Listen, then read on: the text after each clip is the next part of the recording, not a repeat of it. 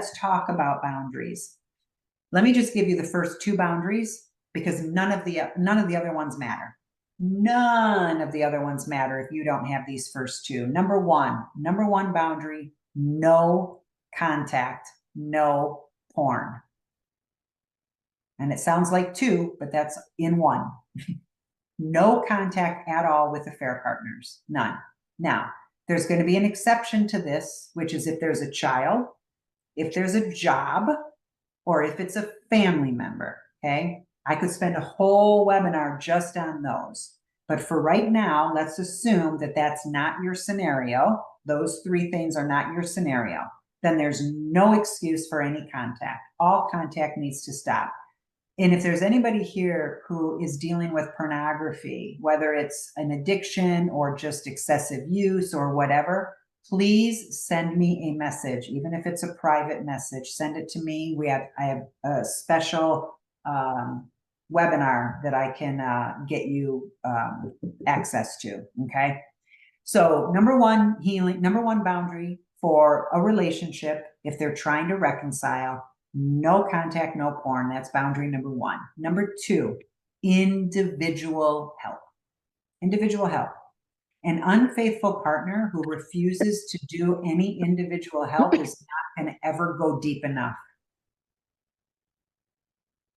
Here's another visual that I use. It's kind of, it's not a pretty one to visualize, but I want all of you to imagine that you have some problem and you go to somebody and that somebody says to you, you know what the solution is? And it's 100% guaranteed to work. The solution is you have to stick your hand in fire and hold it there for 5 minutes. And if you do that, 100% guaranteed your problem will go away.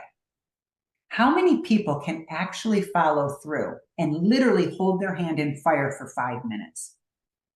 Very few. Very few. I don't know if anybody can actually do it on their own without any help or support. To literally just put your hand in fire and hold it there for 5 minutes. You would have to have a lot of drugs running through your body to be able to do that. But if somebody said to you, that's the only way, would you do it? You might try, but you wouldn't last 5 minutes. Why? Because we do not put ourselves willingly in pain when we are healthy. We do not do that. Even if it was a magic cure, we would not be able to do it. Why do I say that? Why do I give that kind of graphic of an analogy? Because if you have an unfaithful partner who refuses to do the deeper individual work, then what they're telling you is that they're going to be able to stick their hand in the fire and hold it there for 5 minutes. They can't. This is painful stuff. The body doesn't want to go into a pain state. Remember, the brain wants to keep us alive. The brain is not looking for pain out there.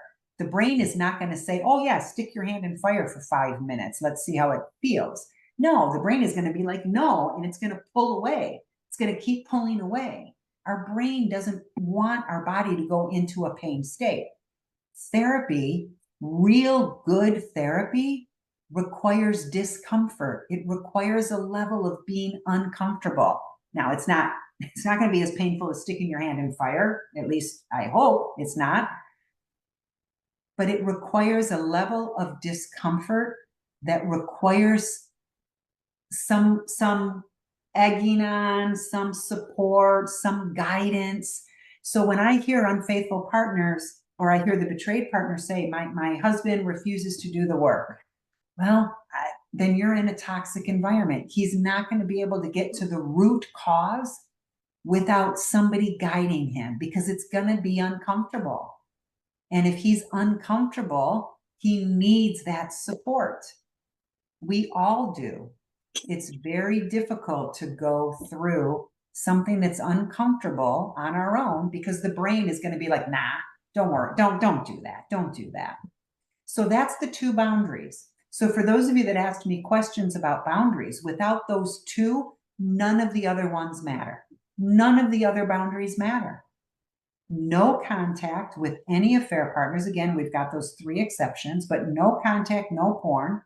And then therapy, help, individual something.